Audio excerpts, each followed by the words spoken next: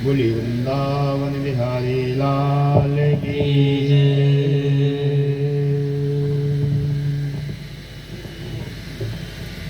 परम मंगलमय श्रीमद्भागवत महापुराण भगवान श्री कृष्ण का जो वांगमय स्वरूप है, कल की कथा में आप लोगों ने सुना कि किस प्रकार से भगवती भगवान भोलेनाथ का अपमान नहीं सह सकी और उन्होंने अपने प्राणों की आहुति दे दी। कहते हैं किसी भी नारी को अपने पति का अपमान नहीं सहना चाहिए। वह अपमान चाहे उसके पिता के द्वारा ही क्यों ना हो, जब तक विवाह नहीं हुआ तब तक उस कन्या के लिए उसका पिता ही सर्वोपरि होता है। लेकिन विवाह के उपरांत जब वह कन्या किसी की पत्नी बन जाती है तो उसका सर्वस्व उसका पति ही होता है। कभी भी नारी को अपने पति के प्रतिकूल नहीं चलना चाहिए और अपने पति से कभी झूठ नहीं बोलना चाहिए। यानी हमें यह जो कथा है, ये कथा हमें बताती है कि माता भगवती ने किस प्रकार से भगवान भोलेनाथ से झूठ बोला और वह झूठ उनके जीवन को समाप्त कर दिया। तो कहते हैं जीवन में झूठ नहीं बोलना चाहिए। कभी कभी ऐसा होता है हम लोग अनायास झूठ बोल देते हैं और उस एक झूठ को छुपाने के लिए हमको हजारों झूठ बोलने पड़ते हैं, एक झूठ को छुपाने के लिए। इसलिए जीवन में नियम बनाइए, सत्यवादी बनो। देखिए महाराज हरिश्चंद्र के जीवन में कितनी विपत्तियां आई, लेकिन उन्होंने कभी भी असत्यता के मार्ग को जीवन में धारण नहीं किया। ऐसी ऐसी विकट विषम परिस्थिति आई कि हरिश्चंद्र जैसा राजा, उसको जमादार के यहाँ सेवा करनी पड़ी, पत्नी को बेचना पड़ा, पुत्र को बेचना पड़ा, लेकिन कभी भी असत्य के मार्ग पर नहीं गए। इसलिए ये जो कथाएं हैं ना, हमारे जीवन का एक लक्ष्य निर्धारित करती हैं, हमारा पथ प्रदर्शित करती हैं। इन कथाओं का यही तो प्रयोजन है। नहीं, सभी व्यक्ति जानते हैं कि राम के पिता दशरथ थे, कृष्ण के पिता वसुदेव थे, सभी जानते हैं। क्यों बार बार लोग कथा सुनते हैं? कहते हैं कथा क्यों सुने, कथा का क्या प्रयोजन है? तो कथा से एक ही रास्ता निकल के आता है, क्या? जो सत्यता का मार्ग होता है। कभी भी व्यक्ति जीवन में अपने जीवन का जो सदुपयोग करना चाहते हैं, जीवन में बारंबार कथाएं सुनते हैं और किसी ना किसी कथा का कोई ना कोई रहस्य निकलता है और वही रहस्य हमारे जीवन की दिशा को बदल देता है। ऐसा नहीं है कि 7 दिन में हमने जितनी कथा सुनी सारी कथाएं हम हृदयांगन कर लेंगे, हमारे हृदय में बस जाएंगी, हमारे मन मस्तिष्क में बस जाएंगी। ऐसा नहीं है। कोई एक ऐसी कथा होगी जो हमारे हृदय को छू जाएगी और हमारी दिशा बदल जाएगी। इसलिए जीवन पर्यंत कथाएं सुननी चाहिए। कई लोग ऐसे होते हैं, कहते हैं महाराज अभी हमने 2 महीने पहले कथा सुनी थी, 3 महीने पहले कथा सुनी थी, राम कथा सुनी, कृष्ण कथा सुनी, शिव पुराण सुने, भगवती की जगदम्बा की कथा सुनी, कितनी बार कथा सुनी? कोई नियम है कथा सुनने का? कितनी बार कथा सुने? तो कहते हैं जब तक जीवन है तब तक कथा सुनो। कथा से जो अघा गए, इसका मतलब उन्होंने कथा के रस को जाना ही नहीं। जो कथा के रस को जानता है वह जीवन पर्यंत कथा सुनने के लिए उत्सुक रहता है। तुलसीदास जी ने कहा है कि राम कथा जो सुनते अघाही,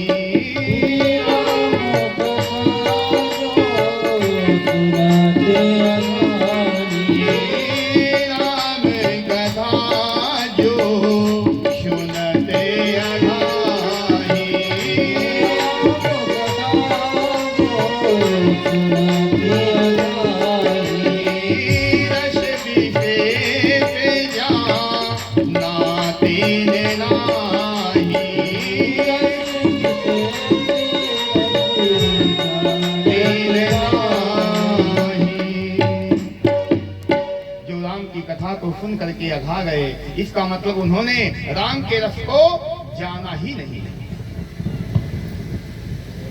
महाराज आगे की कथाओं में आप सुनेंगे, महाराज प्रतु को जब भगवान के दर्शन हुए तब भगवान ने कहा बोलो प्रतु क्या चाहिए? प्रतु जी कहते हैं महाराज मेरे कानों में इतनी शक्ति दे दो, हजारों कानों की शक्ति मेरे कानों में आ जाए। किस लिए?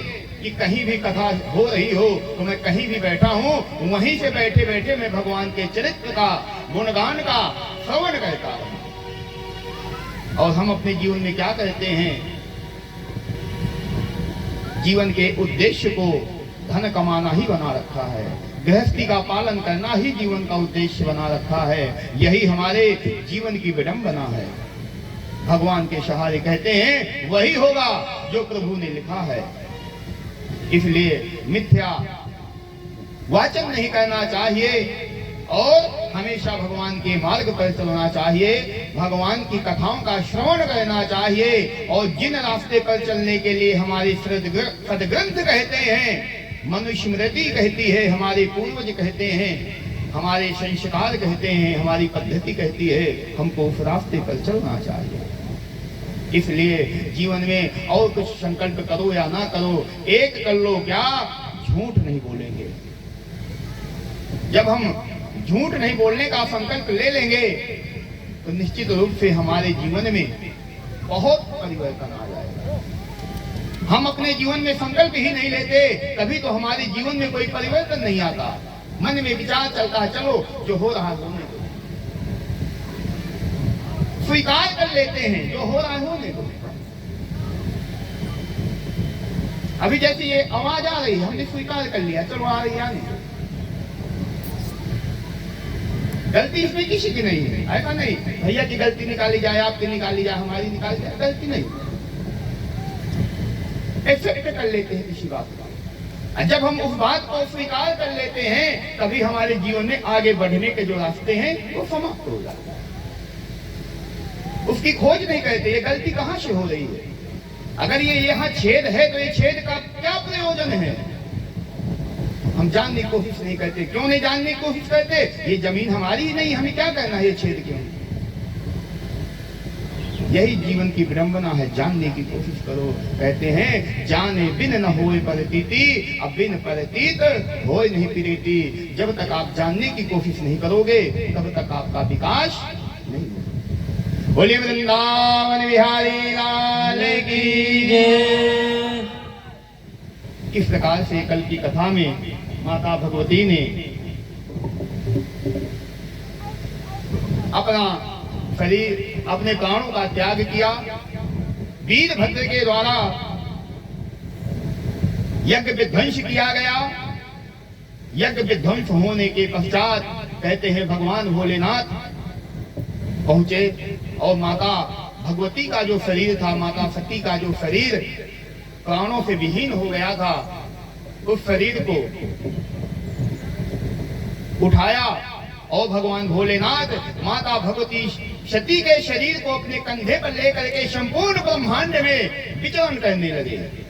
यानी माता भगवती से भगवान भोलेनाथ को इतना प्रेम था कि माता भगवती के मृत शरीर को लिए हुए भगवान भोलेनाथ संपूर्ण ब्रह्मांड में मृत लोक कहते हैं 7 लोक ऊपर हैं, 7 लोक नीचे हैं, सभी लोगों में घमंड करने लगे। भगवान विष्णु के द्वारा कहते हैं वो भगवती के शरीर के सुदर्शन चक्र के द्वारा माता भगवती के शरीर के खंड खंड किए गए और जहां माता भगवती के शरीर का अंग गिरा वही शक्तिपीठ बन गया। जहां माता भगवती के आंख गिरी, नयन गिरे, वो नैना देवी हो गई। जहां मस्तिष्क गिरा वो मनसा देवी हो गई। जहां जिह्वा गिरी वो काली माता हो गई। ये हमारे शक्तिपीठ हैं। 51 शक्तिपीठ कहे गए हैं। जिन शक्तिपीठों की हम पूजा करने जाते हैं ये शक्तिपीठ क्या है? कहते हैं माता भगवती के जहां जहां अंग गिरे थे वही शक्तिपीठ बन गए और वही भगवती की हम पूजा करते चले आ रहे हैं। भगवान भोलेनाथ, भगवान विष्णु जब भोलेनाथ के पास में गए, कहा हे देवाधिदेव महादेव, आपको इतना वशीभूत होने की आवश्यकता नहीं है। आप ये भगवती के शरीर जो देहावसान हो चुका है, खंड खंड गिरे, आप सभी प्रकार से मृत्यु के देवता हैं। कहते हैं मृत्यु से कोई नहीं बच सकता, आप तो साक्षात मृत्यु के देवता हैं। भगवान भोलेनाथ भगवान विष्णु की बातों को सुन करके, शब्दों को सुन करके तपस्या करने बैठ गए। और यहाँ माता भगवती जो माता सती हैं उनका दूसरा जन्म किसके यहाँ हुआ? तो कहते हैं पर्वत के यहाँ हुआ। जब पर्वत के यहाँ जब माता भगवती का दूसरा जन्म हुआ, इसी से इनका नाम पार्वती रखा गया। जब पार्वती नाम रखा गया, एक दिन की बात है, प्रत्येक पिता को जिज्ञासा होती है कि मेरी पुत्री का वर कैसा होगा, मेरी पुत्री का विवाह कहाँ होगा। प्रत्येक माता पिता की अभिलाषा होती है, चिंतित होते हैं। और संसार में ऐसा कोई भी माता पिता नहीं होगा जो अपनी पुत्री को अपने घर से अच्छे घर में विवाह ना करना चाहता। कोई भी ऐसा नहीं होगा। संसार का कोई भी पिता जितना अपना धन है, जितना अपना वैभव है, जितना अपना साम्राज्य है, अपने साम्राज्य से ऊपर वाले घर में अपनी कन्या का विवाह करना चाहता है। क्यों? कहते हैं जो कन्या होती है ना, इसका लगाव माता से कम पिता से ज्यादा होता है। जो पुत्र होता है उसका लगाव अपने पिता से कम माता से ज्यादा होता है। सभी प्रकार से जब माता पार्वती धीरे धीरे जिस प्रकार से शुक्ल पक्ष का चंद्रमा वृद्धि को प्राप्त होता है, उसी प्रकार से माता पार्वती जब अपने पिता के घर में धीरे धीरे युवावस्था को प्राप्त होने लगी, एक दिन नारद जी आए। पर्वतराज ने कहा, हे नारद जी, आप बताओ मेरी पुत्री का विवाह कहाँ होगा। नारद जी ने कहा, जैसे ही हाथ की रेखाएं देखी, ललाट की रेखाएं देखी, नारद जी कहते हैं, हे पर्वतराज, यह जो कन्या है ना, इसका विवाह ऐसे व्यक्ति के साथ में होगा जिसका ना कोई पिता होगा, ना कोई माता होगी, और जिसकी ना कभी मृत्यु होगी, ना जिसका कभी जन्म होगा। कहते हैं पर्वतराज इन बातों को सुन करके आश्चर्यचकित हो गए कि ऐसा कौन है कि जिसका कोई माता नहीं है, जिसका कोई पिता नहीं है, जो ना कभी मरता है ना कभी जन्म लेता है। नारद जी ने आगे कहा, वह अमंगल भेषधारी होगा, शमशान घाट पर रहने वाला होगा, मुंडों की माला पहनने वाला होगा। माता पार्वती की मां ने जब सुना कि अमंगल भेषधारी होगा, चिंतित हो गई। इतनी सुंदर कन्या अमंगल भेषधारी के साथ में विवाह। नारद जी, क्या हमारी बालिका की हस्तरेखाएं बदली नहीं जा सकती? ऐसा कोई मंगल वर बताइए हमारी लड़की के लिए। नारद जी ने कहा, जो भाग्य में लिखा होता है वही मिलता है, इसलिए ज्यादा हाय हाय नहीं करनी चाहिए। जो कुछ लिखवा करके आए हैं भाग्य में वही मिलेगा। माता पिता जन्म के अधिकारी होते हैं, भाग्य के विधाता नहीं होते। हमेशा ये बात अपने दिमाग में रख करके निश्चिंत हो जाइए कि माता पिता का अधिकार क्या है? जन्म देना, अच्छी शिक्षा देना, अच्छे घर में विवाह करने की चेष्टा करना। बाकी जहां कन्या का भाग्य होगा वो वहीं जाएगी। निश्चित रूप से ज्यादा परेशान होने की आवश्यकता नहीं है। प्रत्येक माता पिता चिंतित होते हैं, स्वाभाविक है, चिंता होने करनी चाहिए। जब पर्वतराज ने सुना तो नारद जी से कहा कि महाराज, निश्चित रूप से मेरी पुत्री का जो पति होगा अमंगल भेषधारी होगा। नारद जी ने कहा, अवश्य मंगल भेषधारी होगा। नारद जी ने माता पार्वती के कान में कहा कि तुम्हारे पति तो भगवान भोलेनाथ होंगे, और भोलेनाथ को अगर तुम अपना पति बनाना चाहती हो तो क्या करो, आपको भगवान भोलेनाथ की तपस्या करनी पड़ेगी। जब भोलेनाथ की तपस्या करोगे तभी तुम्हें भोलेनाथ तुम्हें पति के रूप में प्राप्त होंगे। कहते हैं अच्छा पति पाने के लिए तपस्या तो करनी पड़ेगी। आज भी हमारी माताएं हैं, हमारी बहनें जो है ना, अच्छा पति पाने के लिए अगर किसी ब्राह्मण के पास, किसी पंडित के पास जाकर के पूछती हैं कि हमें अच्छा पति कैसे प्राप्त होगा, तो वही कहते हैं क्या, जाओ शंकर जी की पूजा करो, भगवान भोलेनाथ की पूजा करो, माता भगवती की पूजा करो। वो नहीं कहते कि शनिदेव की पूजा करो, मंगल की करो, किसी की नहीं कहते। अच्छे पति की कामना है तो भगवान भोलेनाथ की पूजा करो। जैसे ही माता भगवती, माता पार्वती युवावस्था को प्राप्त हुई तो कहते हैं अपने माता पिता की आज्ञा को लेकर के तपस्या के लिए वन को गई। वन में जाकर के भगवान भोलेनाथ के पंचाक्षर मंत्र का जाप किया। ऐसा जप किया माता भगवती ने, कहते हैं अन्न का त्याग तो किया, कहते फल और जल का भी त्याग कर दिया, सिर्फ वायु पी करके तपस्या करने लगी। भगवान भोलेनाथ ने मन में विचार किया, चलो मैं पहले इनकी परीक्षा लेता हूं। भगवान भोलेनाथ आए, भेष बदल करके माता भगवती की परीक्षा लेने के लिए कहा, देवी तुम क्यों भोलेनाथ के पीछे पड़ी हो, क्यों भोलेनाथ को अपना पति बनाना चाहती हो? भगवान विष्णु से मैं तुम्हारा विवाह करवा दूं। भगवान विष्णु शुभ मंगल भेषधारी हैं, बहुत सुंदर हैं और सकल ब्रह्मांड के नायक हैं। मैं तुम्हारा विवाह भगवान विष्णु से करवा सकता हूं। माता भगवती ने कहा, नहीं, अगर मैं विवाह करूंगी तो किससे करूंगी? भगवान भोलेनाथ से करूंगी। कि जन्म कोटे लगे रगड़े हमारी, जन्म कोटे लगे हमारी, जन्म कोटे लगी रगड़े हमारी, जन्म कोटे लगी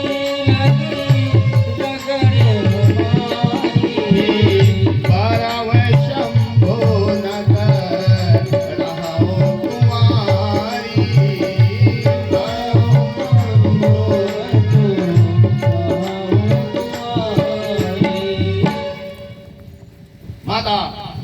कहती हैं चाहे मुझे जन्म पे जन्म लेना पड़े, लेकिन अगर मैं किसी से विवाह करूंगी तो किससे?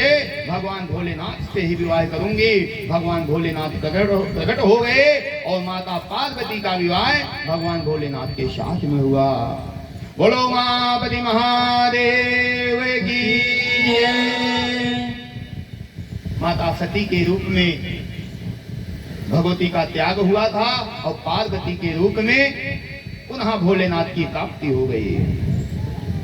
सुखदेव स्वामी कहते हैं, हे राजा परीक्षित, कि प्रिय व्रतोत्तान पादो फतरूपा पते सुतो वासुदेवस्य कलया रक्षायां जगतः स्थितो। हे राजा परीक्षित, मैंने तुम्हें बताया था कि स्वयंभू मनु की 5 संतानें हुई। 5 संतानों में आकुति, देवहूति, प्रसूति, प्रियव्रत और उत्तानपाद, जिसमें से आकुति, देवहूति, अप्रसूति तीनों कन्याओं के चरित्र का मैंने वर्णन किया है। अब तुम मुझसे सुनो, क्या जो 2 पुत्र हुए हैं, उन 2 पुत्रों में जो उत्तानपाद नाम के पुत्र हुए, यह एक महान प्रतापी राजा हुए। इस संसार में कोई भी ऐसा नहीं है जो उत्तानपाद ना हो। हम सभी उत्तानपाद हैं। एक दिन की बात है, महाराज उत्तानपाद अपने राजगृह में बैठे हुए थे। इनकी जो पत्नी थी, पत्नी का नाम था सुनीति। सुनीति का मतलब होता है सुंदर नीति वाली। जिसकी नीति ही सुंदर है वही तो सुनीति है। बहुत सुंदर राज चल रहा था। एक दिन राजा उत्तानपाद आखेट करने के लिए वन में गए। आखेट कहते कहते दूसरे राज्य की सीमा में पहुंच गए। दूसरे राज्य की सीमा में पहुंच करके वहां के राजकुमारी से उनकी भेंट हुई और राजा मोहित हो गए। दूसरे राज्य की राजकुमारी को देख करके जब राजा मोहित हो गए विवाह का प्रस्ताव रखा, अपना परिचय दिया। दूसरे देश की राजकुमारी ने उत्तानपाद के प्रस्ताव को स्वीकार किया। इनका नाम सुरुचि था और उत्तानपाद ने इस प्रकार से अपना दूसरा विवाह कर लिया, गांधर्व विवाह कर लिया। हमारे सनातन धर्म में 8 प्रकार के विवाह कहे गए हैं। सनातन धर्म में 8 प्रकार के विवाह होते हैं। हम लोग जानते हैं सिर्फ फेरे करने वाला विवाह है, लेकिन नहीं, 8 प्रकार के विवाह होते हैं। गांधर्व विवाह के द्वारा, गांधर्व विवाह का मतलब होता है स्त्री ने चाहा और पुरुष ने चाहा और दोनों ने विवाह कर लिया, जिसको आज हम कोर्ट मैरिज कहते हैं, उसको तब गांधर्व विवाह कहा जाता है। स्वेच्छा से, ना पिता की आज्ञा, ना माता की आज्ञा, ना समाज की आज्ञा, जो स्वेच्छाचारी होते हैं उनको गांधर्व विवाह की संज्ञा दी जाती है। और जो गांधर्व विवाह होता है, गांधर्व विवाह के द्वारा जो कन्या पत्नी के रूप में प्राप्त होती है, तो कहते हैं निश्चित रूप से शास्त्रों का उल्लंघन ही है। अरे जिस पिता ने तुमको जन्म दिया, जिस माता ने तुमको अपने 9 महीने तक अपने खून से सिंचित किया, तुम्हारे शरीर को जन्म होने के बाद तुम्हारा पालन पोषण किया, अच्छी शिक्षा दी, अच्छी परवरिश दी, और युवावस्था होते ही अपने माता पिता की आज्ञा को त्याग करके जो कन्याएं स्वेच्छा से अपने पति को स्वयं चुन लेती हैं, विचार करिए उन माता पिता के हृदय में कितनी पीड़ा होती होगी। कहते हैं जो माता पिता के आशीर्वाद को लेकर के दाम्पत्य जीवन में प्रवेश नहीं करते, उनका दाम्पत्य जीवन मंगलकारी नहीं होता। इसलिए हमने पहले बताया है, प्रत्येक कथा जीवन के सार को बताती है, और ये कथाएं अगर हमारे जीवन से ओतप्रोत नहीं है तो हमें कथा ना कहने का अधिकार है और ना आपको कथा सुनने का अधिकार है। सिर्फ श्रम एव है केवलम कहा गया है, श्रम एव ही केवलम, सिर्फ श्रम किया गया। श्रम क्या किया गया? 4 घंटे हम चिल्लाते रहे, 4 घंटे आप सुनते रहे। ना हमने भाव से कहा, ना आपने भाव से सुना। आपने इतना धन खर्च किया, इतना समय खर्च किया, किसको कहां से बुलाया, क्या क्या सामान इकट्ठा किया, लेकिन अगर इतना बड़ा आयोजन करने के बाद अगर जीवन में परिवर्तन नहीं आया तो क्या हुआ? श्रम एव ही केवलम, सिर्फ मेहनत की गई, कोई फल नहीं मिला। बोले वृंदावन बिहारी लाल की जय। इसलिए 7 दिन की कथा, 7 दिन की कथा अगर हृदय में विराजमान नहीं करनी तो 1 दिन की कथा हृदय में स्थापित करो। अगर 1 दिन की कथा भी अपने हृदय में स्थापित नहीं करनी तो कोई ऐसा प्रसंग अपने मन मस्तिष्क में बिठा लो जिससे आपके जीवन की गति बदल जाए। निश्चित रूप से कहते हैं गांधर्व विधि के द्वारा जब उत्तानपाद ने सुरुचि से अपना विवाह कर लिया और सुरुचि को लेकर के जब अपने नगर में आए तो वह सुरुचि अब राजमहलों में आते ही जब देखा सामने सुनीति महारानी बैठी हुई थी, राजा की पहली पत्नी बैठी हुई थी। सुरुचि ने कहा ये देवी कौन है? उत्तानपाद ने कहा ये हमारी पहली पत्नी है। सुरुचि कहती है ये आपकी पहली पत्नी है, ये यहाँ नहीं रहेगी, अगर ये यहाँ रहेगी तो मैं यहाँ नहीं रहूंगी। कहते हैं जो पुरुष होता है ना, स्त्री के मोह पास में फंस जाता है। शायद ही कोई बेटड़ा होगा जो अपने मन को काबू कर ले, नहीं तो जो यह नारी बनाई गई है, नारी होती है, नारी के मोह पास से बचना बहुत मुश्किल होता है। इसलिए हमेशा अपनी भावना को शुद्ध रखना चाहिए। जो अपनी भावनाओं को शुद्ध नहीं रखते वे नारी के मोह के पास से नहीं बच सकते। देखिए महाराज विश्वामित्र को 10,000 वर्ष की तपस्या की और मेनका की पैलों की, मेनका के पायल की घुंघरू की आवाज को सुन करके उनकी तपस्या भंग हो गई। 10,000 वर्ष की तपस्या भंग हो गई। यह तो कलयुग है, यहाँ तो कोई तपस्या ही नहीं है। एक बार मंदिर हो आते हैं, 4 बार बताते हैं महाराज मैं तो हनुमान जी के मंदिर जाता हूँ दर्शन करने, तो कोई एहसान कर रहे हो? अरे तुम्हें तो सारा दिन हनुमान जी के मंदिर जाना चाहिए, एक बार जाते हो क्यों बता रहे हो? और एक बार हनुमान जी के मंदिर जाने के बाद हम क्या कहते हैं, हमारा ये काम हो जाए, हमारा ये काम हो जाए। 10 की नोट हनुमान जी में चढ़ाते हैं, कहते हैं 10 लाख की लॉटरी लग जाए। फिर भी ये 10 रुपए वाला अच्छा है, इससे अच्छा है, उस दूसरे वाले से अच्छा है। दूसरे वाला तो कहता है महाराज मैं 10 रुपए आपको तब चढ़ाऊंगा, कब? जब 10 लाख की लॉटरी लग जाएगी। ये उससे तो अच्छा है कि पहले 10 रुपए दे रहा है। तो व्यापार है, भगवान के पास में जाकर के हम व्यापार कहते हैं। भगवान कहते तो हैं अरे रोज मांगने ही आता है, कभी मिलने भी तो आया कर। हम भगवान के मंदिर में जाते हैं तो मांगने ही तो जाते हैं। कभी कहते हैं पत्नी दे दो, कभी कहते हैं पुत्र को दे दो, कभी कहते हैं धन दे दो, कभी कहते हैं व्यापार दे दो, कभी कहते हैं सर्विस दे दो, कभी कहते हैं सुख शांति दे दो, कभी कहते हैं बच्चे की लंबी आयु हो, पत्नी की लंबी आयु हो, मेरी काया निरोगी हो। मांगने ही जाते हैं। एक दिन भगवान ने प्रकट होकर कह ही दिया रोज मांगने ही आता है, कभी मिलने भी तो आया कर। और हम मिलने नहीं जाते, भगवान से मांगने ही जाते हैं। जब महारानी सुनीति को इशारा करके सुरुचि ने कहा कि ये जो है अगर ये यहाँ रहेगी तो मैं नहीं रहूंगी, तो महामोह पास में बंधे हुए थे कौन? उत्तानपाद। महारानी सुरुचि के कहने से उन्होंने अपनी पहली पत्नी सुनीति को राजमहलों से अलग कर दिया। कितनी बड़ी विडंबना है। वह कन्या जो अपने माता पिता को त्याग करके, अपने संपूर्ण समाज को त्याग करके, अपने परिवेश को त्याग करके एक अनजान व्यक्ति के साथ में जीवन यापन करने चली जाती है, और वही पति जब उसको छोड़ देता है, उसके हृदय से पूछिए उसको क्या पीड़ा होती है।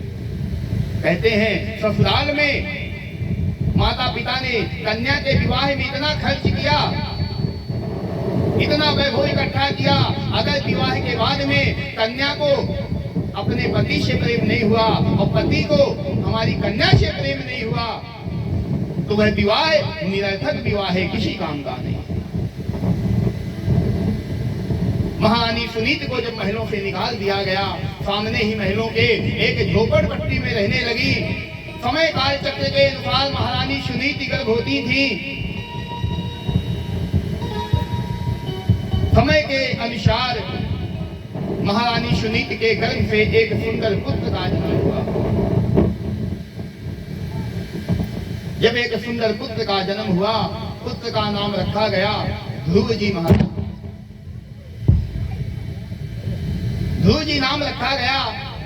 कहते हैं जो संस्कार होते हैं ना, ये गर्भ से ही संस्कार आने लगते हैं। महारानी सुनीति जब गर्भवती थी तभी से ही भगवान का भजन कीर्तन इत्यादि करती रहती थी। जब ये बालक का जन्म हुआ,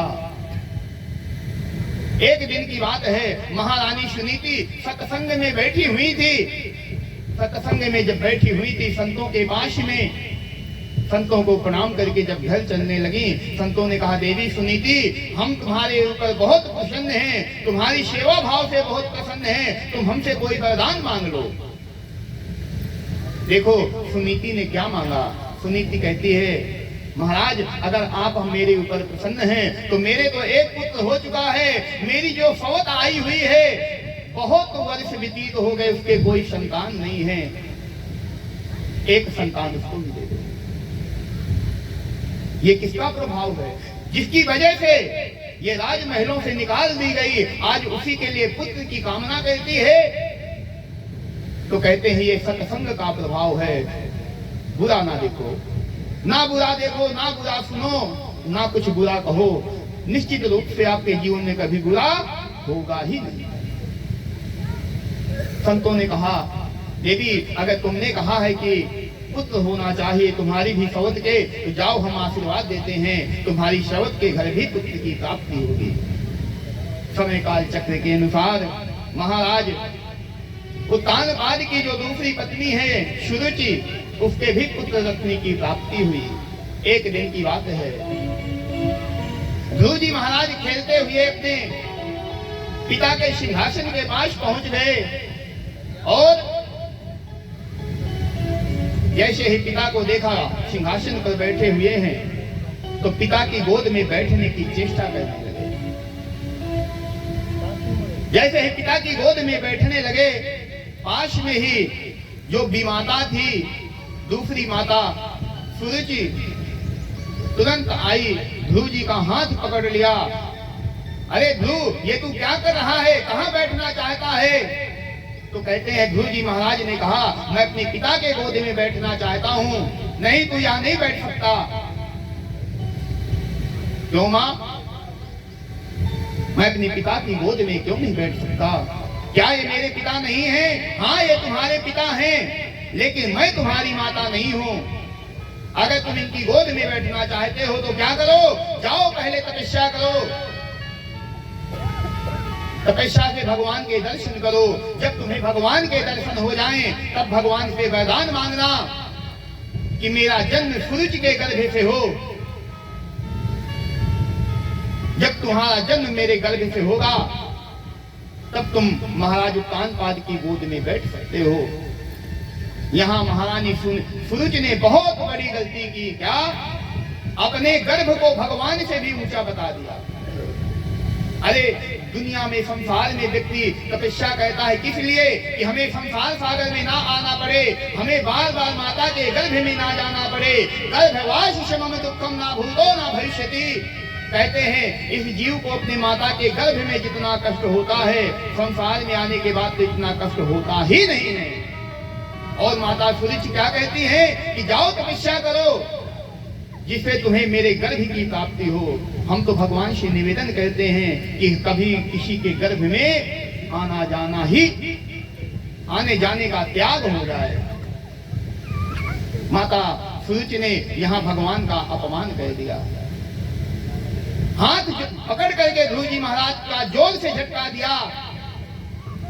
ध्रुव जी महाराज रोते बिलखते हुए दौड़े दौड़े अपनी माँ के पास में पहुंचे। अपनी माँ के पास में पहुंच करके यह छोटा सा बालक, 5 वर्ष का बालक अपनी माँ के पास गया और कहता है, माँ, क्या तुम्हारा बालक होना मैंने अपराध किया है? क्या तुम इतनी बुरी हो कि मैं तुम्हारा पुत्र बन करके मैं अपने पिता की गोद में नहीं बैठ सकता? सुनीति कहती है, बेटा क्या हुआ? ध्रुव जी महाराज कहते हैं, माँ, मैं पिता की गोद में बैठने जा रहा था, मुझे छोटी माँ ने हाथ पकड़ करके बाहर निकाल दिया और कहा, अगर पिता की गोद में बैठना चाहता है तो क्या कर, जा पहले तपस्या कर। तो कहते हैं जब ये बात सुनी महारानी सुनीति ने, कहती है, बेटा ऐसा कहा है? हाँ हाँ माँ, मुझे ऐसा कहा है। तो सुनीति देखो कितना सुंदर भाव कहती हैं। सुनीति कहती हैं, अगर उसने कहा है कि जा तपस्या कर, तो क्या गलत कहा है? जो बात मुझे तुम्हारे जन्म के साथ ही बता देनी चाहिए थी, मैं नहीं बता पाई, तेरी छोटी माँ ने बता दी कि जा तपस्या कर। तो बेटा कुछ गलत नहीं कहा है। हाँ, उसने जो कहा है कि मेरे गर्भ से जब तेरा जन्म होगा तब तू सिंहासन में बैठने का अधिकारी है, ये बात ठीक नहीं है। तपस्या करने के लिए बताया है तो बहुत उत्तम है। बेटा अगर उसने कहा कि जा तपस्या करे, तो अगर तू कल जा रहा है तो आज चला जा, आज जा रहा है तो अभी चला जा। इसको कहते हैं माता। जब महारानी सुनीति से ऐसा शब्द ध्रुव जी ने सुना, तो मां, मैं भगवान की तपस्या करने के लिए जाऊं? हाँ बेटा जा। एक पल भी महारानी सुनीति ने ध्रुव जी को नहीं कहा कि बेटा तू तपस्या करने के लिए मत जा। तुरंत ध्रुव जी महाराज ने माता के चरणों को छुआ, माता को प्रणाम किया और माता को प्रणाम करने के उपरांत प्रस्थान करने लगे। कहते हैं जब भी कहीं शुभ काम के लिए जाओ या घर से कहीं दूर जाओ तो अपने माता पिता को प्रणाम करना चाहिए। क्योंकि यही एक रिश्ता होता है संसार में जो निस्वार्थ भाव से अपने संतान की उन्नति की कामना करता है। माता पिता से ज्यादा हितैषी इस संसार में कोई नहीं है। चाहे भाई हो, चाहे परिवार हो, कुटुंब हो, कोई भी हो, कितना भी सगा रिश्तेदार हो, लेकिन वह माता पिता से बड़ा हितैषी हो ही नहीं सकता। माता पिता का प्रेम ही निस्वार्थ भाव का प्रेम होता है संतान के प्रति। और एक माता पिता ही होते हैं जो चाहते हैं कि हमारा पुत्र हमसे ज्यादा उन्नति करे, हमारी संतान हमसे ज्यादा उन्नति करे। माता पिता ही चाहते हैं, भाई भी नहीं चाहता कि मेरा भाई मुझसे भी ज्यादा उन्नति करे। माता पिता ही चाहते हैं। महारानी सुनीति के शब्दों को सुनकर के ध्रुव जी महाराज माता के चरणों में वंदन किया। कहते हैं माता का महत्व क्या है? उपाध्यायान दशाचार्येण आचार्याणां शतं पिता असहस्रं तु पितृन्माता गौरवेणातिरिच्यते।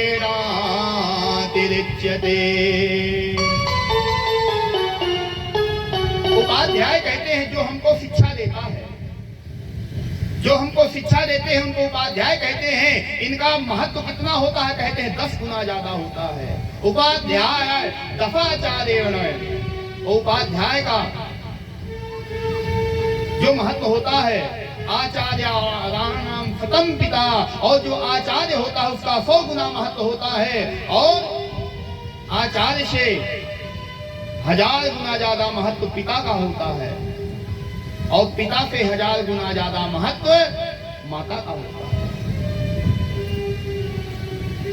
1000 गुना ज्यादा महत्व पिता का, लाखों गुना ज्यादा महत्व माता का होता है। कहते हैं सन्यासी को कभी किसी को प्रणाम नहीं करना चाहिए। जो सन्यास ले ले उनको कभी किसी को प्रणाम नहीं करना चाहिए। लेकिन यहाँ शास्त्र में कहा गया है कि सन्यासी को भी विधि पूर्वक अपने माता पिता का वंदन करना चाहिए।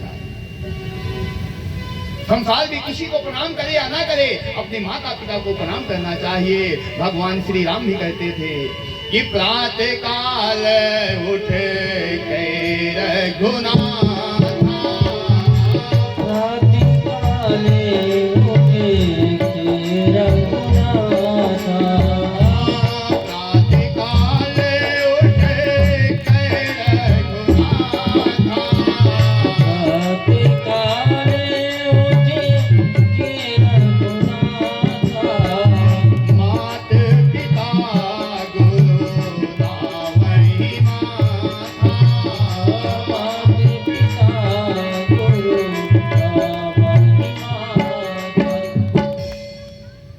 जो अखिल ब्रह्मांड के नायक हैं भगवान श्री राम, वह भी आदर पूर्वक अपने माता पिता को वंदन कहते हैं। तो वंदन कहने का कोई प्रयोजन तो होगा ना। वंदन कहने से कुछ मिलता है क्या? तो कहते हैं बहुत कुछ मिलता है। क्या?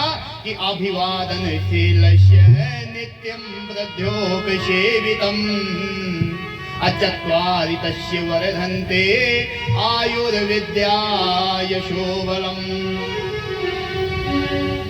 अभिवादनशीलस्य नित्यं वृद्ध्योपसेवितम्, जो नित्य प्रति अपने बड़ों का आदर करता है, नमस्कार करता है, चरण वंदन करता है, तो 4 चीजें उसकी बढ़ जाती हैं। 4 चीजें कौन कौन सी बढ़ जाती हैं? आयुर, विद्या, यश और बल। ये 4 चीजें बढ़ जाती हैं जब हम अपने से बड़ों को प्रणाम करते हैं। समझिएगा, जिसको हम प्रणाम कहते हैं ना, कभी भी उसके लिए हमारे मन में दुर्भावना नहीं आ सकती।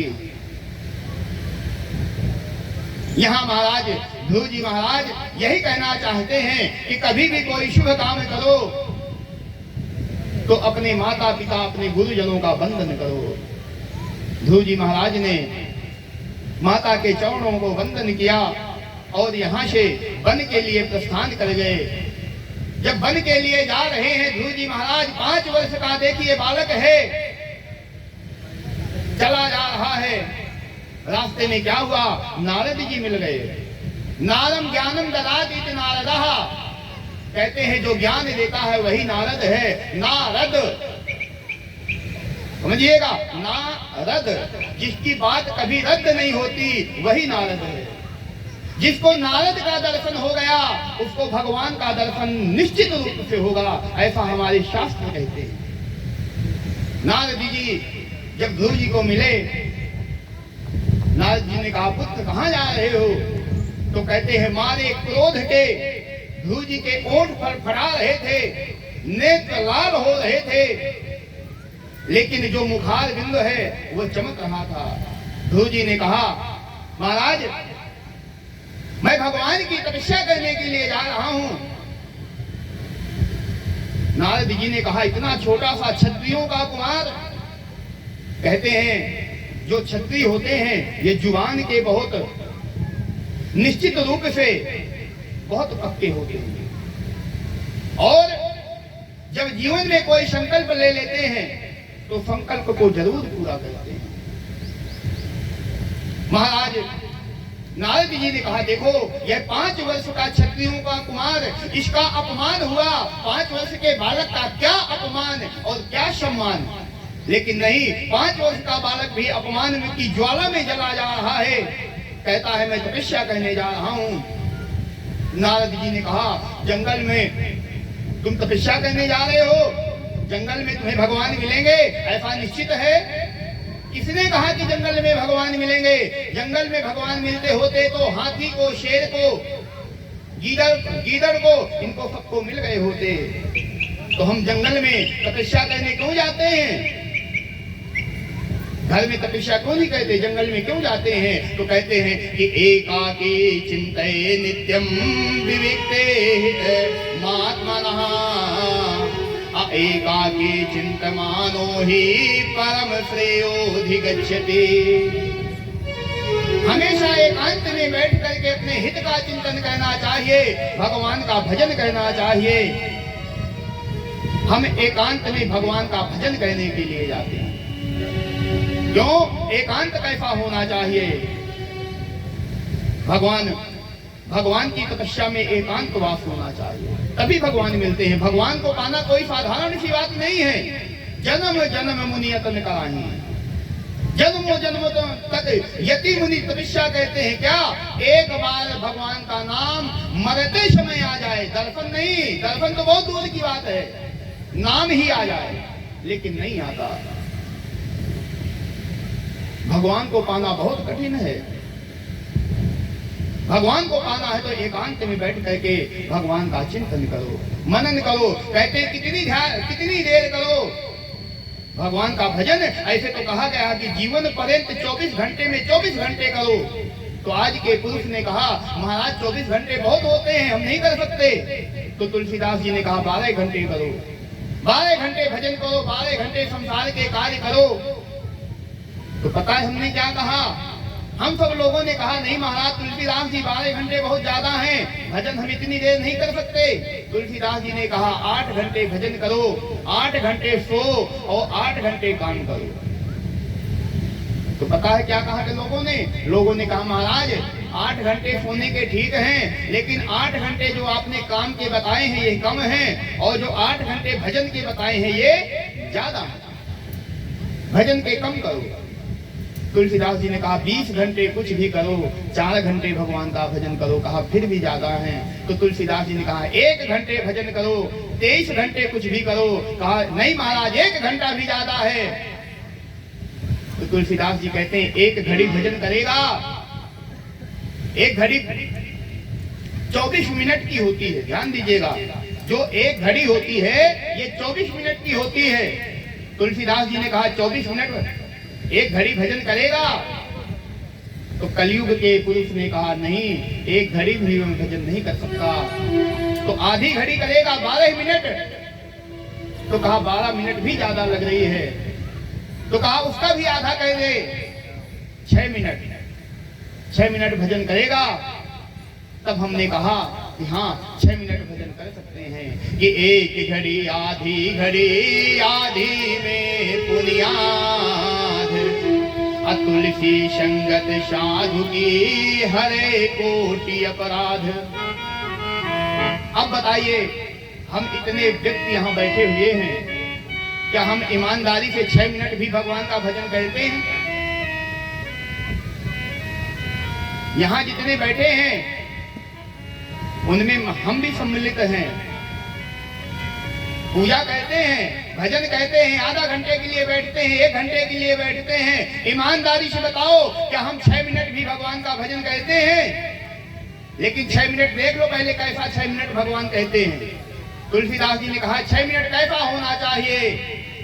6 मिनट ऐसा होना चाहिए उस समय ना आपकी पत्नी है, ना आपका पुत्र है, ना आपका मकान है, ना आपका व्यापार है, ना आपका समाज है, ना आपकी प्रतिष्ठा है, ना आपका यश है, ना आपका नाम है। उस 6 मिनट में कौन है? तुम हो और परमात्मा। वो 6 मिनट शायद ही कोई हो जो ऐसा कहता हो। ये 6 मिनट भी हमारे लिए बहुत मुश्किल है। हम माला लेके तो बैठते हैं, ध्यान आता है इतने बजे हमको वहां जाना था, माला चल रही है, सीताराम कह रहे हैं, लेकिन दिमाग चला गया, दरवाजा खुला है, कुत्ता न अंदर आ जाए। माताएं भजन करने बैठती हैं, देख रही हैं बहू क्या कर रही है, सो ही तो नहीं रही अभी तक। तो 6 मिनट भी हम ईमानदारी से भगवान का भजन नहीं करते। ध्रुव जी महाराज कहते हैं, महाराज मैं वन को इसीलिए जा रहा हूं कि मैं भगवान का भजन करूंगा। नारद जी कहते हैं जंगल है, तुम्हें शेर खा जाएगा, चीता खा जाएगा।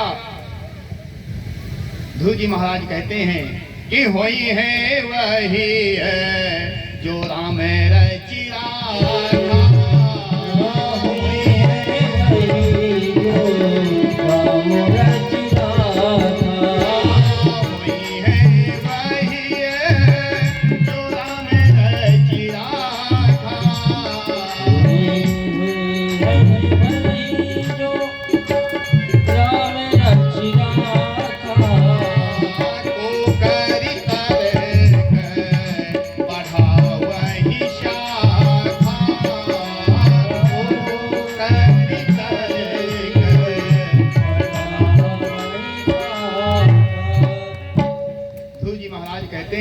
वही होगा महाराज जो राम जी ने लिखा होगा।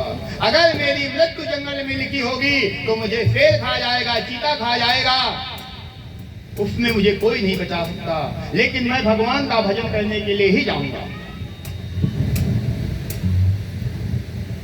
नारद जी जान गए यह बालक नहीं मानेगा। देखो क्षत्रिय कुमार है, इसने अपने मन में संकल्प कर लिया है कि मैं भगवान का भजन करने के लिए जाऊंगा तो जाऊंगा। नारद जी ने कहा भैया तुम भजन करने जा रहे हो तो किस मंत्र का जप करोगे? भगवान का भजन करने जा रहे हो तो कुछ जप भी तो करना पड़ेगा, पता है? ध्रुव जी महाराज कहते हैं महाराज ये मुझे तो नहीं पता, मैंने अपनी माता से पूछा ही नहीं कि मैं जंगल में जाकर के किस नाम का जप करूंगा। तो कहते हैं मैं तुम्हें अपना शिष्य बनाता हूं, मैं तुम्हारा गुरु बनता हूं। और नारद जी ने गुरु मंत्र दिया, कान में, गुरु जी के कान में मंत्र दिया और कहा जा बेटा इस नाम का भजन करना, तुझे परमात्मा के दर्शन होंगे। कहते हैं गुरु कहते किसको हैं? गु मतलब अंधकार, रु मतलब प्रकाश। जो अंधकार से प्रकाश की ओर ले जाता है वही गुरु होता है। कलयुग में गुरु मिलना बहुत कठिन है। क्यों? कलयुग में गुरु कैसे मिलेंगे? सुनिए कि गुरु शेष बधिर अंधकार रेखा, गुरु शेष बधिर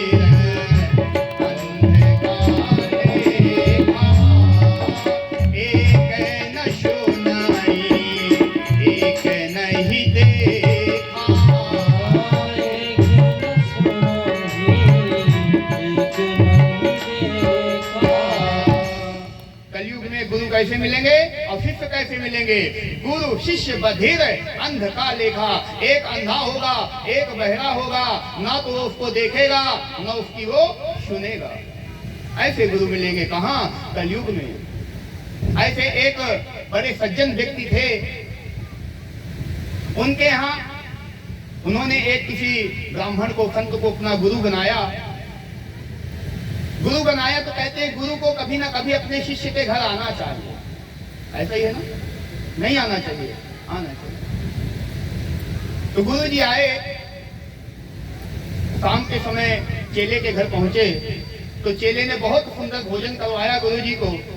भोजन करवाने के उपरांत गुरु जी लेट गए। शिष्य ने सोचा गुरु जी आए हैं, थक गए होंगे, चलो मैं थोड़ी सेवा कर देता हूँ। चेला गुरु जी के पैर दबाने लगा। रात्रि के 10 बजे चेले ने गुरु जी के पैर दबाना प्रारंभ किया। 11 बज गए। जब 11 बज गए तो चेले ने सोचा गुरु जी सो गए हैं, चलो मैं भी भोजन करूं, मैं भी आराम करूं। तो जैसे चेले ने पैर दबाना बंद किया, जाने लगा तो गुरु जी ने कहा, अरे बेटा रामलाल, तुम कितने भाई हो? तो चेले ने सोचा गुरु जी अभी जग रहे हैं। फिर वो पैर दबाने लगा, कहा गुरु जी हम 4 भाई हैं। अच्छा दबाओ। फिर गुरु जी के पैर दबाने लगा चेला। 12 बज गए, 1 बज गया। जब 1 बज गया तो फिर चेले ने सोचा बहुत रात हो गई, गुरु जी सो गए हैं, चलो मैं भी भोजन करूं, थोड़ी देर विश्राम करूं। तो जैसे ही बंद करके जाने लगा, गुरु जी ने कहा, अरे बेटा रामलाल, तुम कितने भाई हो? तो रामलाल ने कहा गुरु जी 4 भाई। अच्छा ठीक है, 4 भाई हो, ठीक है, दबाओ पैर। तो फिर वो पैर दबाने लगा। पैर दबाते दबाते 4 बज गया सुबह से। कलयुग में कैसे गुरु मिलेंगे वो है हम बता रहे हैं। सुबह 4 बज गए। रामलाल ने सोचा खाने लायक तो रह नहीं गया, आराम करने का समय निकल गया। सुबह 5 बजे 6 बजे मुझे बैल को लेकर के खेतों में जाना है, चलो मैं संध्या से निवृत्त हो जाऊं। जैसे ही बंद करने लगा गुरु जी ने कहा, अरे बेटा रामलाल, तुम कितने भाई हो? रामलाल ने कहा गुरु जी 3 भाई। तो गुरु जी ने कहा 10 बजे रात को तो तुमने कहा था कि 4 भाई, अब तुम 3 भाई बता रहे हो। रामलाल ने कहा गुरु जी अगर आप 2-4 दिन रह गए तो मैं तो मर गया, 3 ही बचेंगे, इसलिए मैंने पहले से अपना नाम काट दिया। तो कलयुग में गुरु कैसे मिलेंगे? ऐसे गुरु मिलेंगे। नारद जी जैसा गुरु मिलना बहुत मुश्किल है। नारद जी ने गुरु जी के कान में कहा, क्या जा बेटा इस मंत्र का जाप कहना, तुझे भगवान के दर्शन होंगे। गुरु जी नारद जी को प्रणाम करके वन की ओर प्रस्थान करे और वहां पहुंचे जहां एक दिव्य स्थान है। एक बट वृक्ष के नीचे ध्रुव जी महाराज तपस्या करने लगे। जब तपस्या करने लगे, तपस्या में कहते हैं सभी प्रकार के जो राजसी वस्त्र पहन करके आए थे उन सभी वस्त्रों का त्याग कर दिया और भगवान के भजन में लग गए। सब कुछ छोड़ दिया, संसार की बातों को, संसार के क्रियाकलापों को, मान को, सम्मान को, अपमान को, सब कुछ छोड़ दिया, भगवान का भजन करने लगे। कि इतिहास पुराणानि वेद शास्त्र विधिं विना अकेवला हेतु की भक्ति उत्पाता एव हि केवलम। कहते हैं अंधभक्ति नहीं करनी चाहिए। अंधभक्ति सभी प्रकार से अपना ही नाश करने वाली होती है। श्री राम जय जय राम, श्री राम जय जय राम। सभी लोग बोलो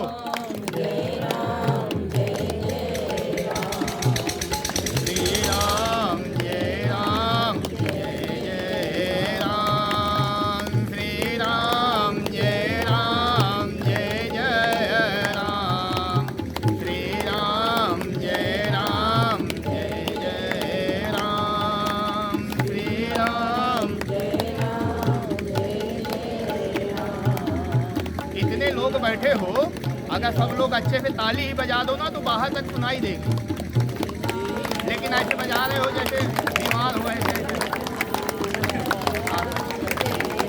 आप लोग भी बजा लो, भगवान का नाम है, आपके भी काम आएगा, इनका ठेका नहीं है, आप लोग भी भगवान का नाम लो।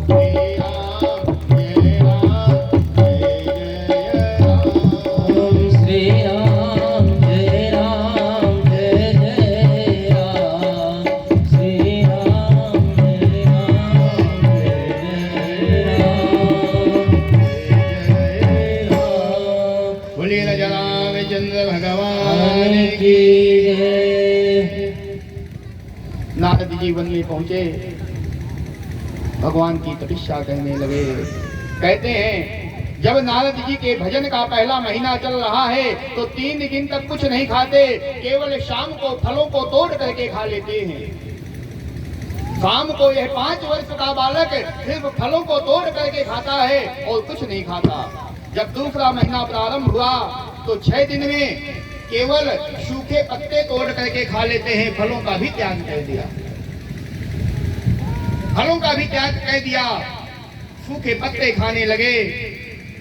जब सूखे पत्ते खा करके भगवान का भजन करने लगे ध्रुव जी महाराज, तत्यातांते त्यातांते प्राप्ते कपित बदराशना आत्मवृत्त्यनुसारेण माशम नित्य चयन हरिम।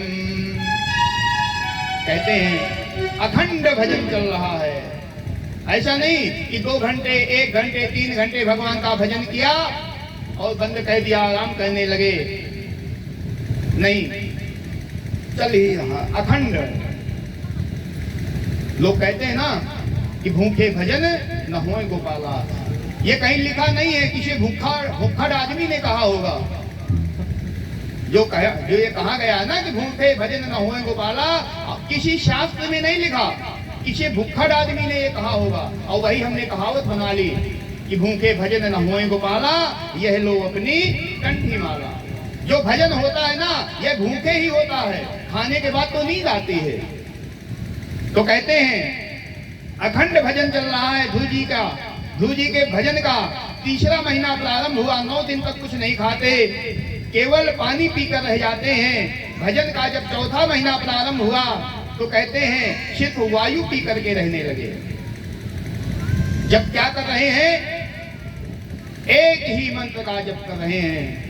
आप सब लोग भी ध्रुव जी के साथ में भगवान के नाम का स्मरण करिएगा।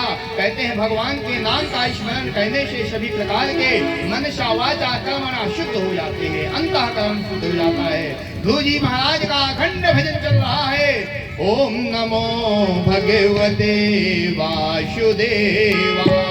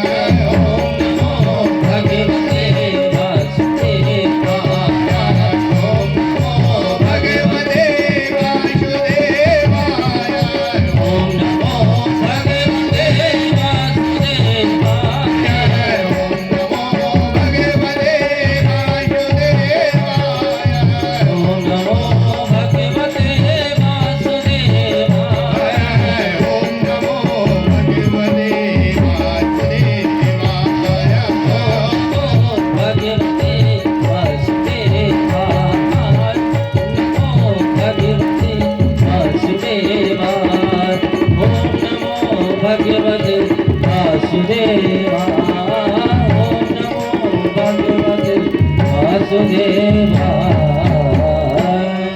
बोलिए वृंदावन बिहारी लाल की। जब इस तरह से अखंड भजन चल रहा है ध्रुव जी महाराज का, जब छठवां महीना भजन का प्रारंभ हुआ तो कहते हैं ध्रुव जी महाराज ने अपनी श्वास भी रोक दी, अपने प्राणों को रोक दिया और सभी प्रकार से पैर के एक अंगुष्ठ से खड़े होकर के दोनों हाथ ऊपर उठा करके ध्रुव जी महाराज भगवान का भजन कर रहे हैं। तो कहते हैं जब ध्रुव जी महाराज ने श्वास को भी रोक दिया तो संपूर्ण संसार में सबकी श्वास रुक गई, देवताओं की श्वास रुक गई। दौड़े दौड़े ब्रह्मा जी के पास में गए, महाराज हमें श्वास लेने में तकलीफ हो रही है। ब्रह्मा जी ने कहा भगवान का भक्त है ध्रुव, वह भगवान की तपस्या कर रहा है, चलो भगवान के पास में चलते हैं। सभी भगवान के पास में गए। भगवान विष्णु ने कहा मैं अभी जाता हूँ। किस लिए जाता हूँ? मैं ध्रुव जी को दर्शन देने नहीं जा रहा, मैं ध्रुव जी का दर्शन करने के लिए जाता हूँ। भगवान ने ये नहीं कहा कि मैं दर्शन देने जा रहा हूँ, मैं भगवान कहते हैं मैं ध्रुव जी का दर्शन करने जा रहा हूँ। जब भगवान ध्रुव जी के सामने प्रकट हुए तो ध्रुव जी महाराज नेत्र बंद किए हुए भगवान का भजन कर रहे थे। भगवान सामने खड़े हैं लेकिन ध्रुव जी देख नहीं रहे। भगवान मन में विचार कहते हैं ये कैसा भक्त है, लोग मुझे देखने के लिए तरस रहे हैं, मैं इसके सामने खड़ा हूं, ये मुझे देख नहीं रहा। भगवान ने क्या किया, हृदय में जो प्रतिमूर्ति भगवान की, जो प्रतिबिंब हृदय में देख रहे थे ध्रुव जी महाराज भगवान का, भगवान ने वह प्रतिबिंब अंतर ध्यान कह दिया। जब हृदय से अंतर ध्यान हुआ भगवान का प्रतिबिंब, एकदम से ध्रुव जी महाराज ने आंखें खोली तो सामने क्या देखा, जिसको मैं अपने हृदय में देख रहा था वो तो मेरे सामने खड़ा हुआ है। बोलिए लक्ष्मी नारायण भगवान की जय। सामने भगवान विष्णु शंख चक्र गदा पद्म लिए खड़े हैं। ध्रुव जी महाराज भगवान को देख रहे हैं, भगवान ध्रुव जी महाराज को देख रहे हैं। तो न भगवान कुछ बोल रहे न ध्रुव जी महाराज कुछ बोल रहे। भगवान ध्रुव जी को देख रहे हैं, ध्रुव जी भगवान को देख रहे हैं। आकाश मंडल में सभी देवी देवता खड़े हैं। कभी देवी देवता कभी ध्रुव जी को देखते हैं, कभी भगवान को देखते हैं।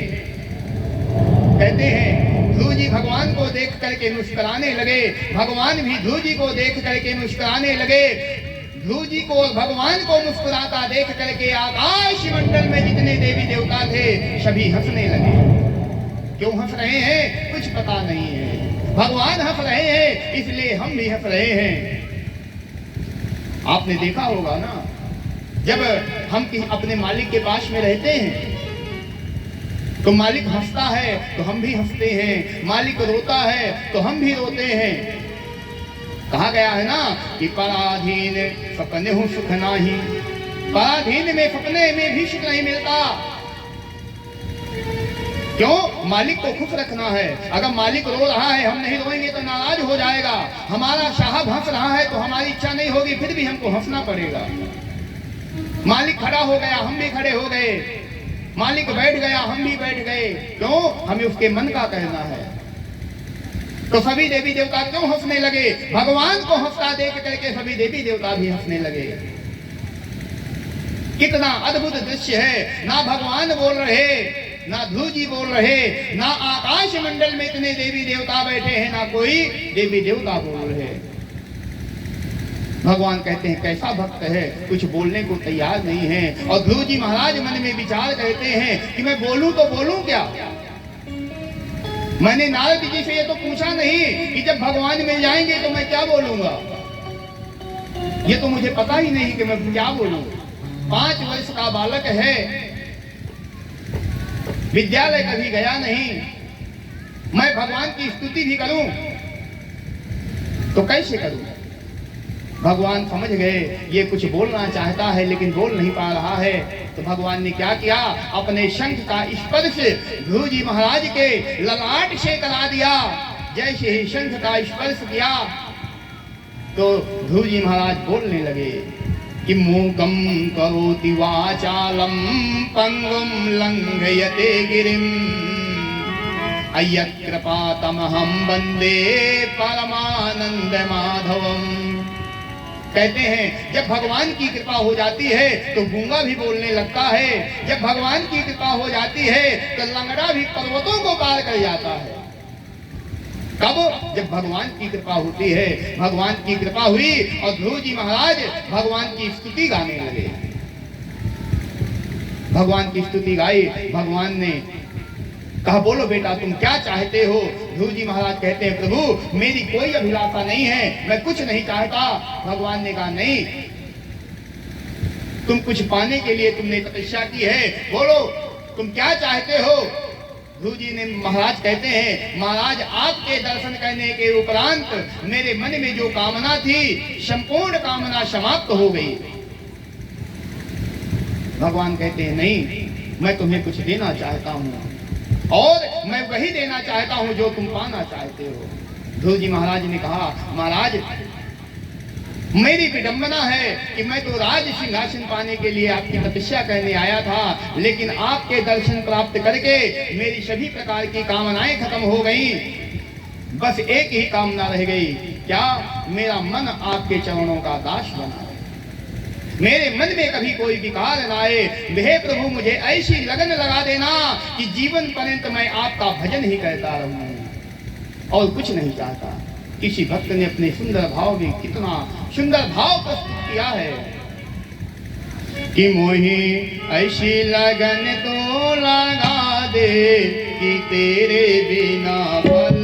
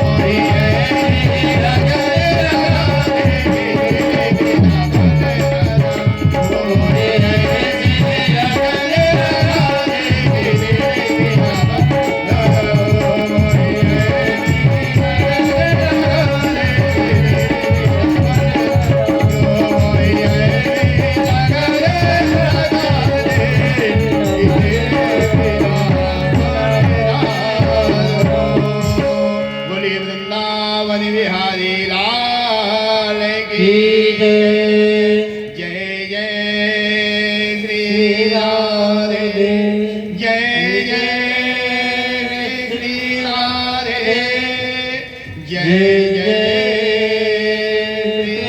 राधे। भगवान के दर्शन करने के उपरांत ध्रुव जी महाराज को भगवान ने ऐसा अटल पद दिया कि आज भी ध्रुव जी महाराज, आप हम लोग सब देखते हैं उत्तर की दिशा में आज भी जो तारा सबसे ज्यादा चमकता है वो कौन है? वो ध्रुव तारा है। भगवान ने ऐसा अटल पद दे दिया।